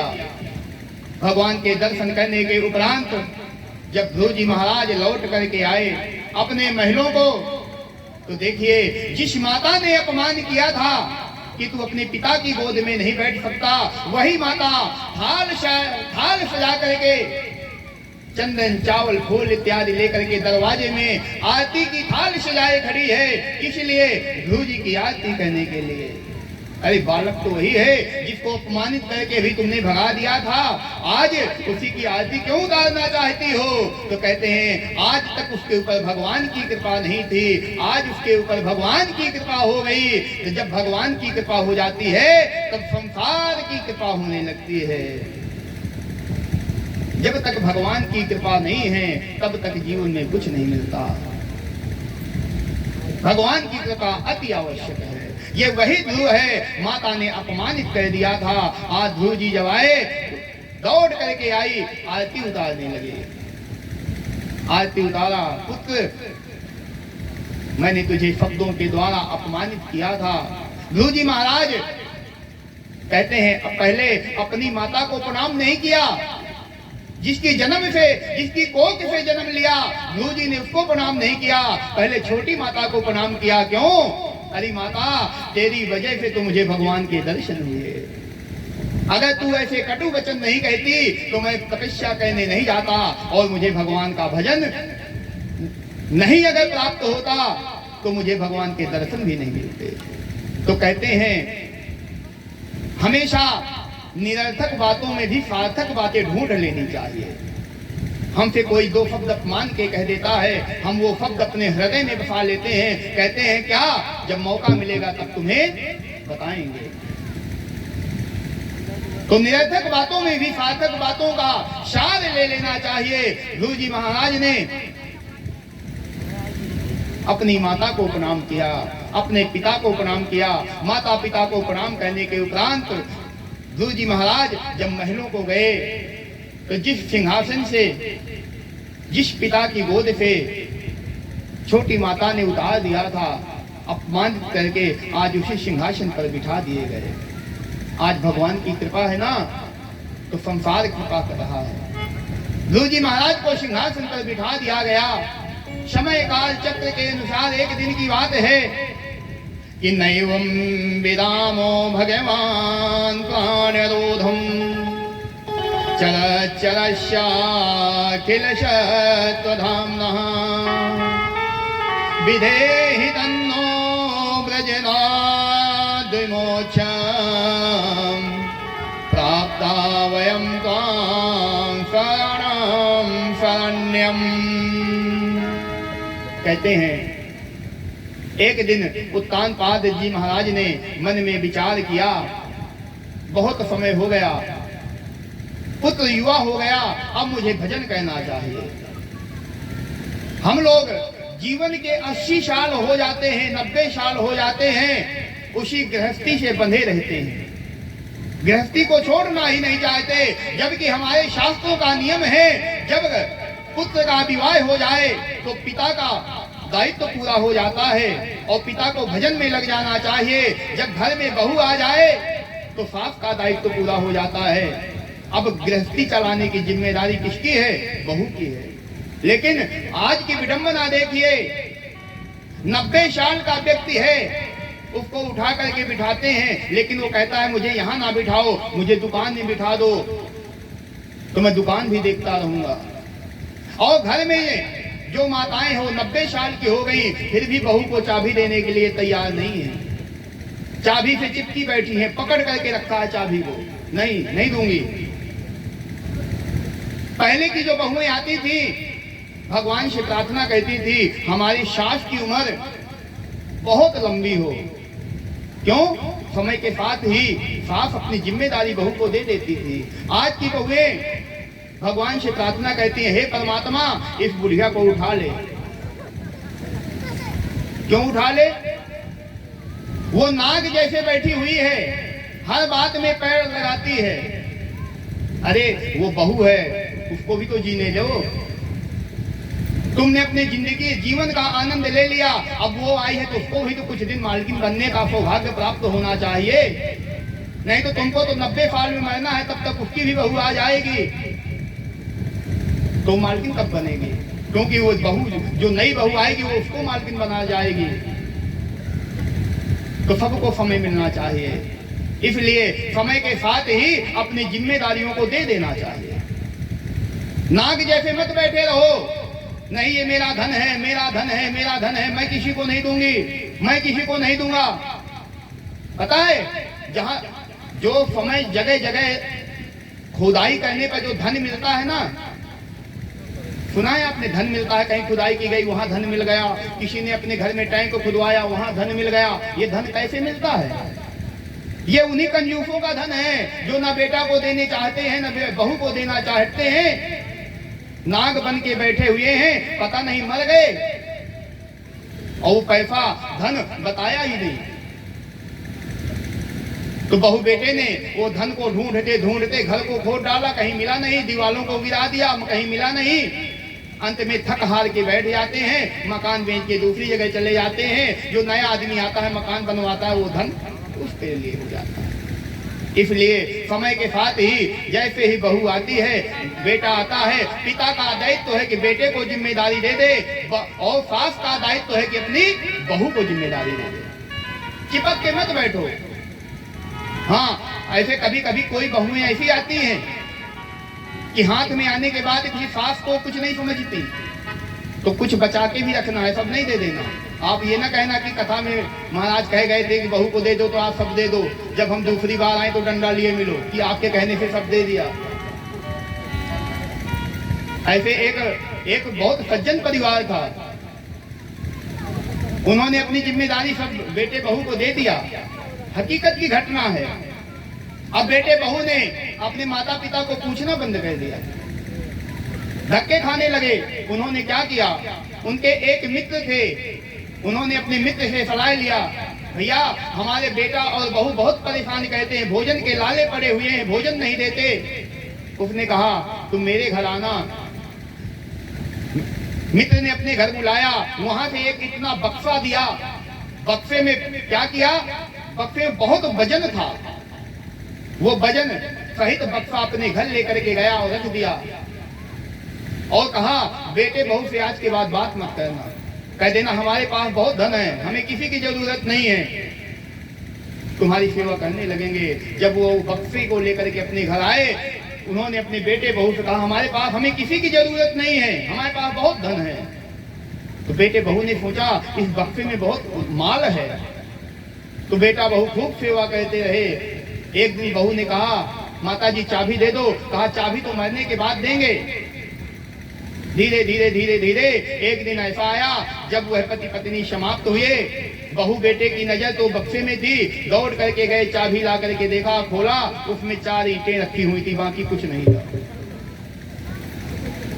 तो इसलिए अपना गुप्त रहस्य छिपा के ही रखना। बेटे बहू को जिम्मेदारी देनी है, अपनी जान की फांसी लगा के नहीं देनी, अपना बुढ़ापा भी संवारना है। तो महाराज उत्तानपाद ने क्या किया, अपने बेटे को राजा बनाया और कहा अब मैं भगवान की तप के लिए जाता हूं। तब एक नियम था, ब्रह्मचर्य, गृहस्थ, वानप्रस्थ और सन्यास। तब के जो राजा होते थे ना, वो भी सन्यास ले लेते थे। तब के राजा महाराजा भी सन्यास लेते थे। जीवन का उत्तरार्ध उनका भजन करने में बीतता था, लेकिन अब तो धीरे धीरे सन्यास इत्यादि की परंपराएं ही समाप्त होने लगी। सन्यासी इस कलयुग में कैसे मिलते हैं, सन्यासी इस कलयुग के सन्यासी कैसे हैं? तुलसीदास जी ने रामचरितमानस के उत्तरकांड में कहा है कि नारी मुई ग्रह संपत्ति नाशी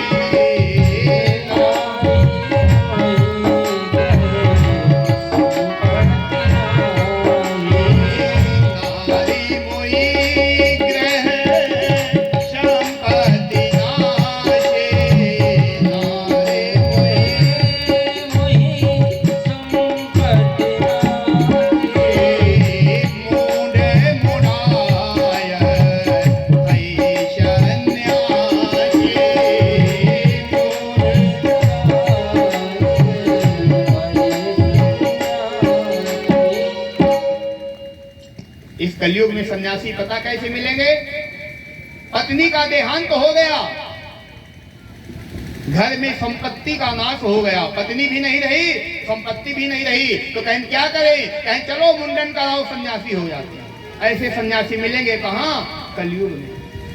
देख लीजिए आप जितने संतों को सन्यासियों को जानते होंगे तो 100 में शायद ही 1-2 होंगे जो अच्छे सन्यासी होंगे, नहीं 98 ऐसे ही मिलेंगे कि तो शादी नहीं हुई होगी, अगर हो गई होगी तो पत्नी मर गई होगी, घर में खाने को नहीं होगा, तो वही बाबा मिलेंगे आपको। तब के राजा महाराजा भी बाबा बन जाते थे। क्यों? भजन करने के लिए। जीवन का जो सुख है वह भजन में है। कहते हैं सुखदेव जी महाराज कहते हैं, हे राजा परीक्षित, मैं तुम्हें एक ऐसे राजा की कथा सुनाता हूं जो राजा उत्तान बाद सभी प्रकार से जीवन के सुख संसाधनों को भोगने के उपरांत वन को चले गए और भगवान का भजन किया। इधर ध्रुव जी महाराज ने बहुत 36,000 वर्षों तक राज्य किया। एक दिन की बात है, ध्रुव जी महाराज के जो छोटे भाई हैं उत्तम, दूसरी माता के बेटे यक्षों कुबेर के बगीचे में गए, फूल तोड़ने लगे, यक्षों से युद्ध हो गया, यक्षों ने उत्तम का वध कर दिया। तो कहते हैं ध्रुव जी महाराज ने बहुत यक्षों का संहार कर दिया, बहुत यक्षों को मारा। जब बहुत यक्षों को मार दिया ध्रुव जी महाराज ने, एक भाई के पीछे कितने लोगों का वध कर दिया। सुखदेव महाराज कहते हैं उसी समय एक संत आए, उन्होंने कहा नायम मार्गो ही साधु नाम। अरे ध्रुव, ये किस रास्ते पर तुम चल पड़े? ये साधुओं का रास्ता नहीं है। नायम मार्गो ही साधु नाम, तुम भजन करने के लिए जन्म लिए हो, तुम एक भाई के पीछे हजारों यक्षों का वध कर दिया, यह ठीक नहीं है। ध्रुव जी महाराज ने वहीं अपना धनुष रख दिया। धनुष रखने के उपरांत पश्चाताप किया, महाराज मेरे अपराध को क्षमा करो। समय काल चक्र के अनुसार कहते हैं जब अंत का समय आया, विमान आया ध्रुव जी को लेने के लिए, जब विमान आया तो ध्रुव जी जब विमान में बैठने लगे तो कहते हैं उसी समय मृत्यु देवी आ गई, मृत्यु महारानी आ गई और उन्होंने कहा ध्रुव जी पहले मृत्यु को स्वीकार करो। क्यों? इस संसार में जो पैदा हुआ है वो मरेगा। काल ब्याल मुख ग्रास त्रास नाश है तवे, इस संसार में ऐसा कोई नहीं है जो मरा नहीं है। एक राम का नाम सत्य है और एक मृत्यु सत्य है, इसलिए पहले मुझको स्वीकार करो, बाद में विमान में बैठना। ध्रुव जी महाराज ने कहा हे मृत्यु देवी अपने सर को झुकाओ। जैसे ही मृत्यु देवी ने सर को झुकाया तो मृत्यो मूर्धनि पदम दत्वा आरुरोहात् भूतम ग्रहम, मृत्यु देवी के सर पर पैर रख करके विमान में ध्रुव जी महाराज बैठ गए। बोलो ध्रुव जी महाराज की। ध्रुव जी महाराज विमान में बैठ करके भगवान के धाम को चले गए। सुखदेव स्वामी कहते हैं हे राजा परीक्षित, आगे के चरित्र में महाराज पृथु का अवतार हुआ। पृथु महाराज ने इस संसार में अकाल पड़ गया था। कहते हैं पृथ्वी अन्न को पैदा करना बंद कर दिया था। ध्रुव महाराज ने इस पृथ्वी को गाय का रूप धारण किया और बछड़े के रूप में इस पृथ्वी के में सभी प्रकार के रत्नों का शोधन किया और पुनः अन्न की वृष्टि होने लगी संसार में, नहीं अकाल पड़ गया था। आगे की कथा कहते हुए सुखदेव मुनि कहते हैं हे राजा परीक्षित, मैंने तुम्हें स्वयंभू मनु के 4 संतानों की कथा सुना दी। आकुति, देवहूति, प्रसूति, उत्तानपाद। अब कौन बचे? प्रियव्रत। ये वही प्रियव्रत हैं जो महाराज स्वयंभू मनु की संतान हैं। यही प्रियव्रत महाराज बहुत अच्छे राजा हैं। सभी प्रकार से राज कुटुंब बहुत अच्छा चल रहा है। जब गृहस्थी का त्याग किया, अपने सभी पुत्रों को बुलाया, अपने पुत्रों को बिठा करके समझाया, बेटा हमेशा नीति के मार्ग पर चलना, कभी भी कुमार्गी मत बनना, कभी गरीब की हार नहीं लेना, कभी किसी नारी का अपमान मत कहना, ब्राह्मण का अपमान मत कहना, संतों का अपमान मत कहना। बहुत सुंदर उपदेश देने के उपरांत प्रियव्रत वन को चले गए और अपने बड़े पुत्र ऋषभदेव महाराज को राजा बना गए। ये ऋषभदेव कौन है? ये वही ऋषभदेव हैं। यहीं से जैन धर्म का प्रारंभ हुआ। जो जैनी है ना, जैनी ऋषभदेव महाराज की पूजा करते हैं। जैनियों में दो प्रकार के जैन होते हैं, एक होते हैं श्वेतांबर और एक होते हैं दिगंबर। श्वेतांबर जो होते हैं वस्त्र पहनी हुई मूर्ति की पूजा करते हैं, और जो दिगंबर होते हैं वो नग्न मूर्ति की पूजा करते हैं। दिगंबर नग्न मूर्ति की पूजा करते हैं। जो ऋषभदेव हैं यही इनके जैनियों के प्रथम तीर्थंकर हैं। यहाँ से जैन धर्म की उत्पत्ति हुई है। जो जैन धर्म है ना, हमारे सनातन धर्म से निकला हुआ है, कोई अलग नहीं है। जब ऋषभदेव महाराज राजपाट चलाते हुए ये भी उत्तरार्ध आया, अपने बालक भरत जी को राजगद्दी दी और राजगद्दी देने के उपरांत वन को चले गए। एक दिन की बात है, भरत जी अपने राज्य में बैठे हुए थे। कहते हैं हमारे संसार में 3 प्रकार के भरत हुए हैं। हमारे देश का नाम भारत देश है। हमारे भारत देश का नाम, पहले का नाम था इलावरत। इलावरत नाम था भारत का।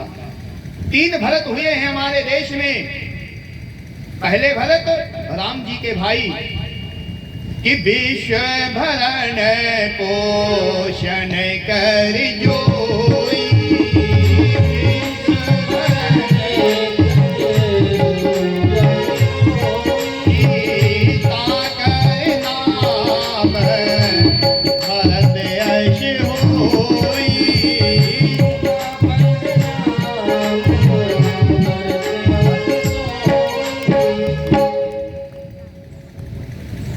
कहते हैं एक राम जी के भरत हुए, जो छोटे भाई थे ना राम जी के, एक भरत वो हुए, उनके नाम पर हमारे देश का नाम भारत देश पड़ा।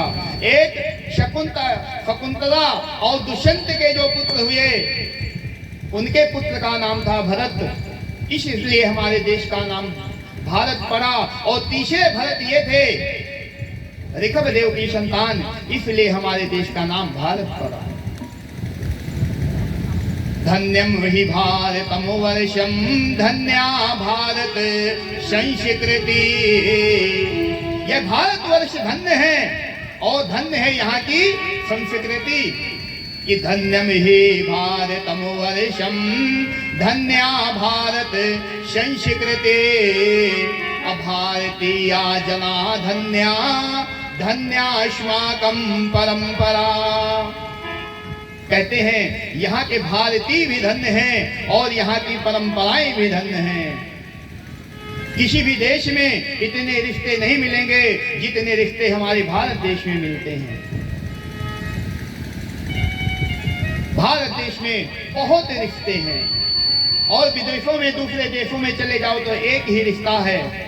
अंकल चाचे को कह दो, दादाजी को, ताऊ को अंकल कह दो, फूफा जी को अंकल कह दो, मामा को अंकल कह दो, वहां एक ही अंकल है। यहाँ हमारे लिए हमारे जो माता जी के भाई हैं वो मामा हैं, हमारे बुआ जी के जो पति हैं वो फूफा हैं, हमारे पिताजी के जो भाई हैं वो चाचा हैं, हमारे पिताजी के बड़े भाई हैं वो ताऊ हैं। कितने रिश्ते हैं। हमारे यहाँ की परंपराएं धन्य हैं और हम नकल किसकी कहते हैं? विदेशों की नकल कर रहे हैं। और विदेशी क्या कहते हैं, वो हमारी नकल कर रहे हैं। यह भारत भूमि धन्य है, धन्य। और जननी जन्मभूमि स्वर्गादपि गरीयसी, कहते हैं अपनी जननी और जन्मभूमि स्वर्ग से भी बढ़ करके होती है। एक दिन की बात है, भरत जी ने अपने बालकों को राजपाठ दिया और वन में जाकर के तपस्या करने चले गए। जब वन में तपस्या करने गए तो तपस्या किस लिए करने गए, भगवान को प्राप्त करने के लिए गए। एक दिन की बात है, नेपाल में एक गंडकी नदी है। ये गंडकी नदी में क्या मिलता है, ध्यान दीजिएगा। हम जिस शालिग्राम की पूजा कहते हैं ना, ये शालिग्राम गंडकी नदी में पाए जाते हैं। वहां पर एक दामोदर नाम का कुंड है। उस दामोदर कुंड से गंडकी नदी निकलती है और गंडकी नदी में आप तुलसी का पत्ता डालिए तो नीचे शालिग्राम होते हैं, वो आकर के तुलसी के पत्ते पे चिपक जाते हैं। वो असली शालिग्राम है, वो गंडकी नदी में पाए जाते हैं। और ये गंडकी नदी नेपाल में निकलती है। ये गंडकी नदी के किनारे भरत जी एक दिन गंडकी नदी में स्नान कर रहे थे। उसी समय क्या हुआ, एक गर्भवती हिरणी जल पीने के लिए आई कि कर्मणा जायते जंतु कर्मणैव विलीयते, असुखम दुखम भयम क्षेमम कर्मणैवाभिपद्यते। कहते हैं कर्मों की गति बहुत न्यारी होती है। वह गर्भवती हिरणी जब जल पीने लगी, पीछे से एक सिंह की आवाज आई। सिंह ने दहाड़ा और उस दहाड़ को सुन करके वह गर्भवती हिरणी नदी में छलांग लगा दिया। नदी में जब छलांग लगाई तो उसके जो गर्भ था वह प्रसव हो गया। बालक को नदी में, हिरणी ने नदी में बालक को जन्म दे दिया। वह हिरणी तो मर गई, लेकिन वह जो बालक हिरणी का बच्चा था वो नदी में डूबने लगा, उछलने लगा। भरत जी देख रहे थे, नहीं रहा गया। जब नहीं रहा गया, दौड़ करके गए, इस हिरण के बच्चे को बचा लाए। बचाने के बाद में क्या किया, कहते हैं अपने कुटिया में लेकर के चले आए। बचाना अच्छी बात है, लेकिन कुटिया में लेकर के चले आए, यही यह मोह में फंस गए। जो भरत जी 24 घंटे भगवान का भजन करते थे, आज वह सारा दिन उस मृग के बच्चे के मोह में फंसे रहते हैं। कभी उसको हरी हरी घास लाते हैं, कभी उसको कहीं से दूध मांग करके लाते हैं, रोटी खिलाते हैं। कहते हैं इसका कौन है, इसका मैं ही तो हूं, ये मेरे ही सहारे है, कौन है इसका, कोई नहीं है। तो जो भरत जी भजन करने के लिए पत्नी को छोड़ दिया, ध्यान करिए, स्मरण करिए, विचार करिए, भजन करने के लिए किसको छोड़ दिया, पत्नी को छोड़ दिया, पुत्र को छोड़ दिया, राज्य को छोड़ दिया, वैभव को छोड़ दिया, कुटुंब को छोड़ दिया, समाज को छोड़ दिया, यश को छोड़ दिया, प्रतिष्ठा को छोड़ दिया। इतना सब कुछ छोड़ने के बाद में एक मृग के मोह में आकर के फंस गए। इसलिए कहते हैं अपने मन का कभी विश्वास नहीं करना चाहिए। सब कुछ छोड़ने के